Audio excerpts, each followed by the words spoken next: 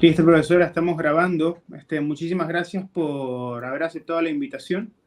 Nuevamente estamos con usted conversando del mismo tema, la seguridad social panameña y las mesas de diálogos que ustedes llevan a cabo. Estamos a fin de año y nos hace pensar un poquito en el escenario de 2005, ¿no? Que fue prácticamente un madrugonazo de fin de año cuando en diciembre, creo que fue el 27 de 2005, que aprobaron finalmente la ley 51. Y parece, todo apunta, con la celeridad que quiere discutirlo José Raúl Mulino, que se está planeando plantear otra vez un escenario similar.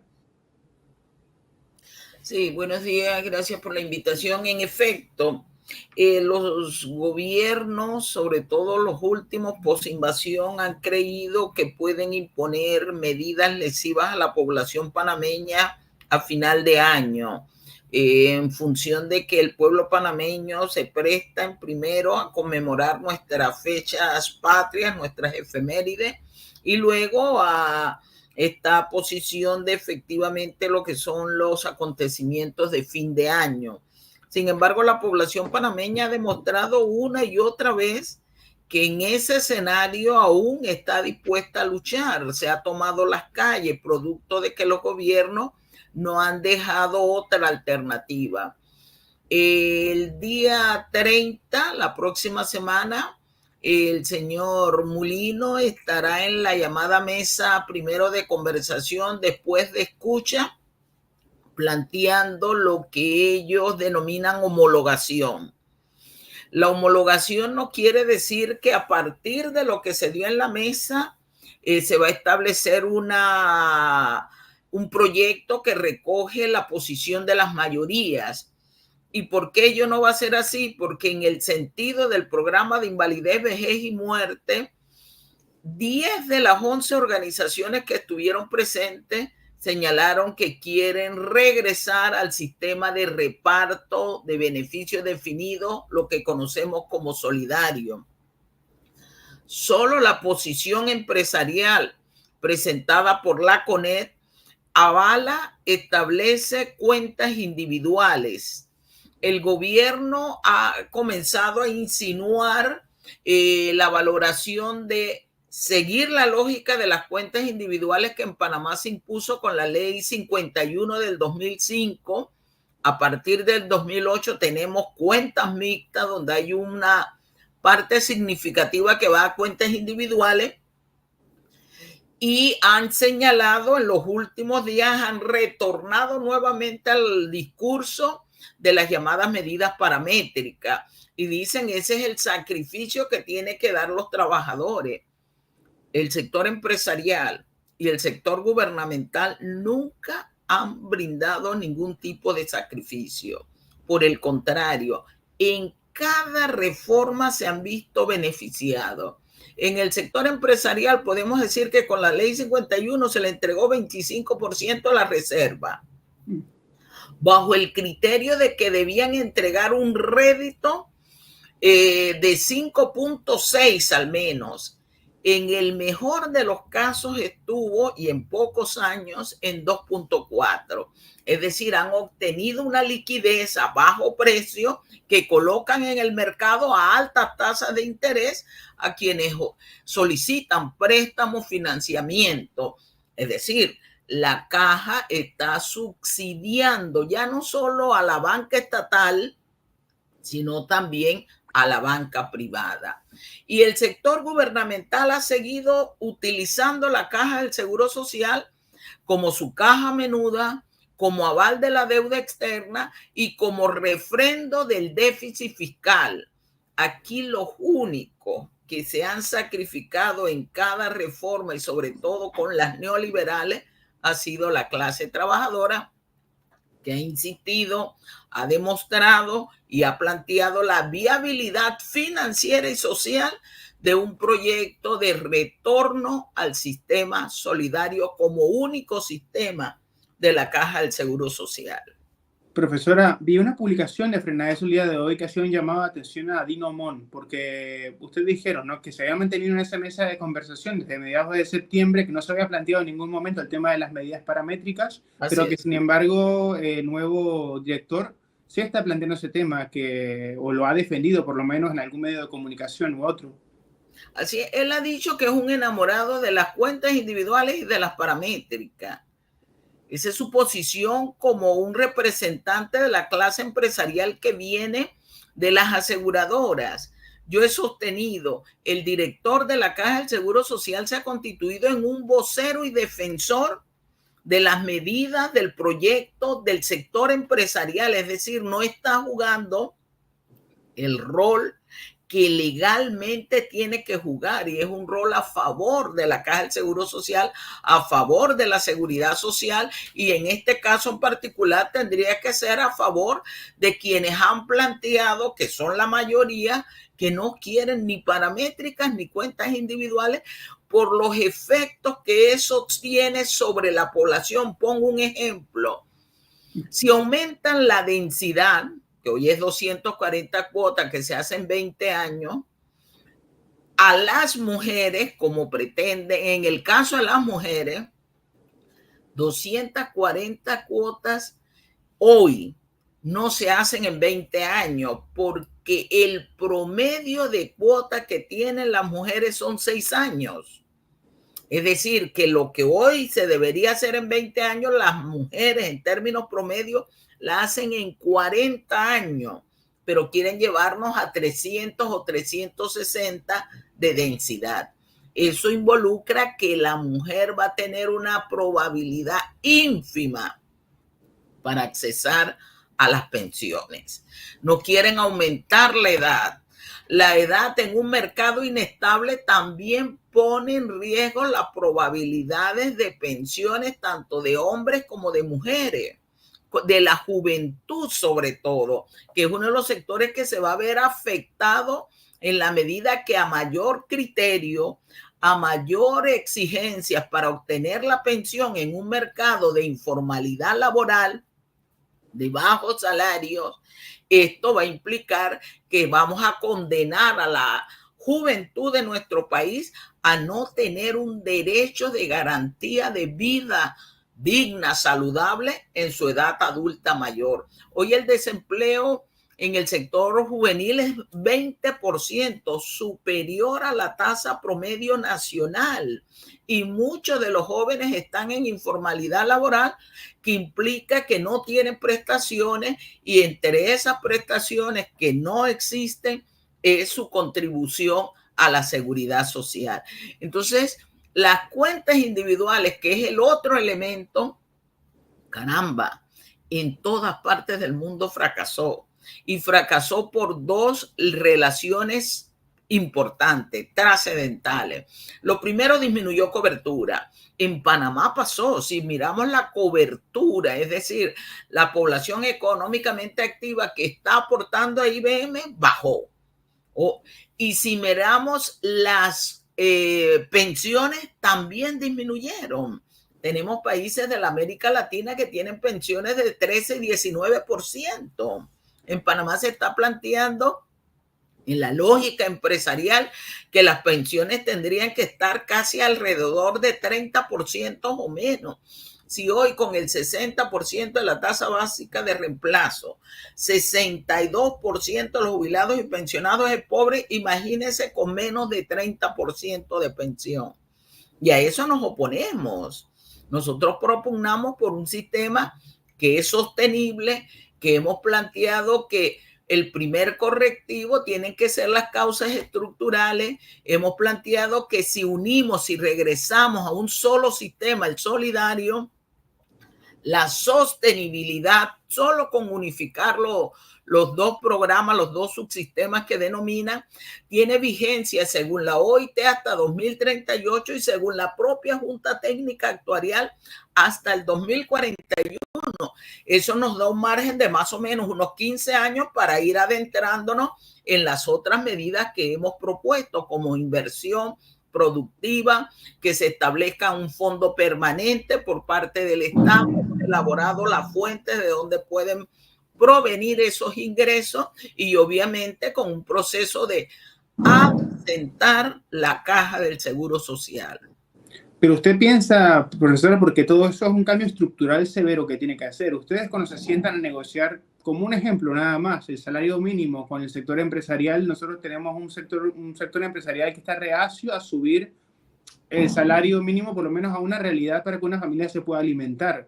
¿Ustedes ven la posibilidad de que esas reformas estructurales que se necesitan, porque un salario basura se traduce en no poder sostener un sistema de pensiones, pero también en pensiones basura, Así ¿sí? es. Porque eso es lo que va a haber a futuro. Ustedes tienen, ¿cómo se llevaría a cabo esto? Porque para mí, por ejemplo, que lo veo es desesperanzador, porque cada vez que hay que plantear algún tipo de reforma que beneficie a los trabajadores en Panamá, lo que se encuentra es oposición no solamente del sector empresarial, sino también el gobierno que los representa. Así es. No, nosotros sabemos que es un tema difícil. Hemos planteado que resolver el tema de la caja del Seguro Social significa, entre otros elementos, resolver problemas estructurales. Uno de ellos es el mercado laboral. Requerimos empleo digno con salario justo, porque de lo contrario las pensiones van a ser pensiones de miseria, de hambre, de pauperización. Tenemos que tener claro que no abrigamos esperanza en lo que ya finalizó, fue cerrado por parte del gobierno, que era la mesa de escucha. Consideramos que es necesario establecer este criterio de unidad del movimiento social, de lucha frente al escenario que se viene, que es el de la Asamblea Nacional, de plantearnos una propuesta en común, en conjunto, a fin de que se tenga que legislar a favor de un Estado que propenda al desarrollo nacional y social, sino lo que estamos creando son criterios para una convulsión social tarde o temprano. Tenemos un problema de una burguesía que es realmente conservadora, parasitaria,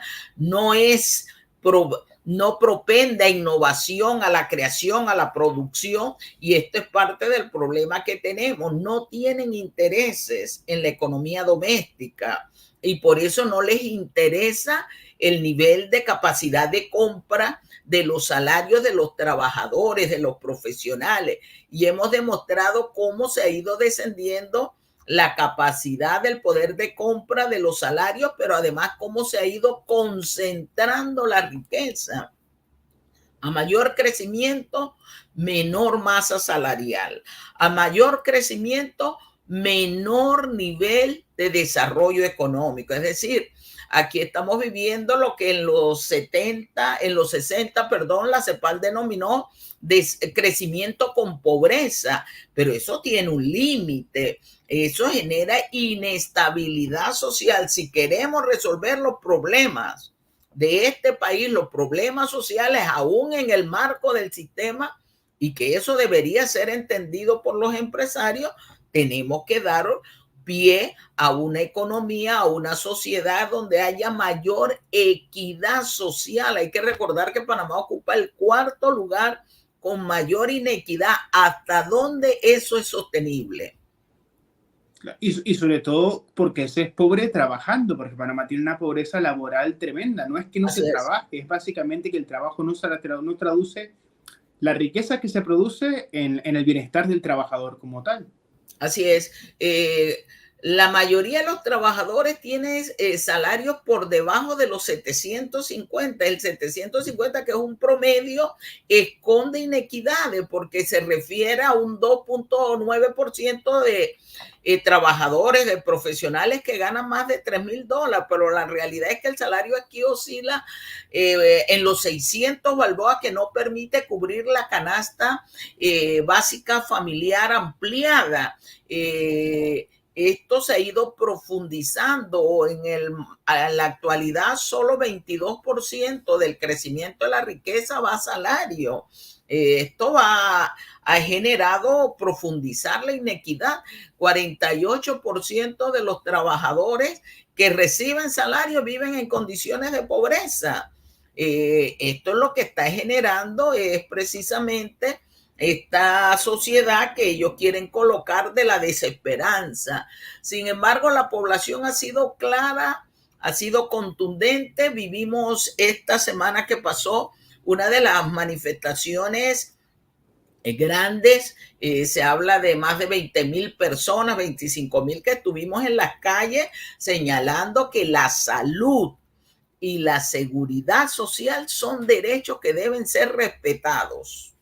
Sobre esto, profesora, y sobre los sectores que van a ir a la calle, hemos visto que en los últimos meses, los últimos días, también se ha recrudecido un poco la persecución contra el Suntrax, la persecución contra los educadores, y tiene que ver también con los sectores que más representaron una parte beligerante, ¿se acuerdan las protestas del 2022, ¿no? Que fueron los que Así y es. también piensa que esto es parte de lo que se viene, lo que se está preparando para cuando se vengan estas reformas a la seguridad social que son del todo impopulares.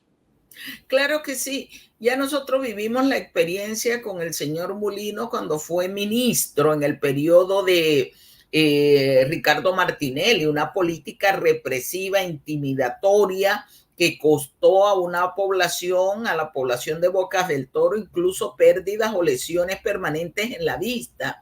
Comienza el mismo escenario a tratar de encauzar problemas judiciales amañados, judicializar a los sectores de la dirigencia de dos sectores claramente organizados que han hecho frente en términos de defender los derechos nacionales y sociales, como son los sectores de los trabajadores de la construcción y los gremios de la educación.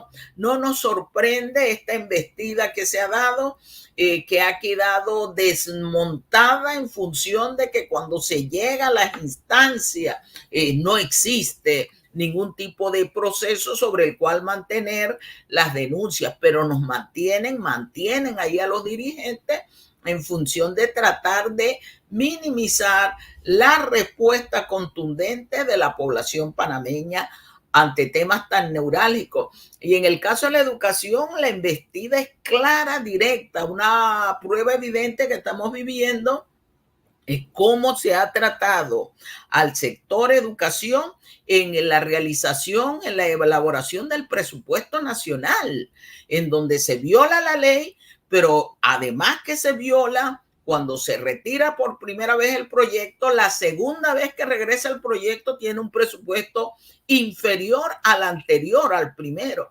Entonces es un sistema de provocar, es un sistema de intimidar, es un problema de querer crear miedo.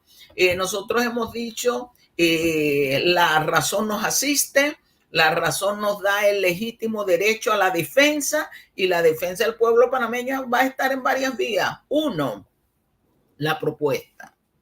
Una propuesta sustentada técnicamente, financieramente y socialmente. Dos, la unidad que se está configurando efectivamente para enfrentar este proceso. Y tres, el derecho que tenemos y que nos asiste a las calles si no se nos escucha, como en efecto no se nos escucha. Reitero, de 11 organizaciones que estuvieron en la mesa de escucha en el programa de invalidez, vejez y muerte, 10 dijimos, no queremos paramétrica, no queremos cuentas individuales, queremos retorno al sistema solidario. ¿Cómo va a poder justificar el señor Mulino la propuesta que lleva? Que hasta ahora, por lo que se escucha, es un híbrido para imponer la privatización de las reservas que tiene la Caja del Seguro Social. Eso es claro, conciso y contundente, y pretenden nuevamente que sea el sector trabajador el que cargue con este proceso. ¿Qué se puede esperar de un gobierno que es una reedición prácticamente de los gobiernos del Toro, Valladares y también de Ford? Porque parecen básicamente, habría que decir, ¿no? El nuevo plan Chapman. Así es. El nuevo plan Chapman. Profesora, muchísimas gracias por ese adelanto y esa actualización que hemos tenido. No, nos mantendremos en contacto porque seguramente el tema va a seguir dando de qué hablar. ¿Cómo no? Gracias por la invitación.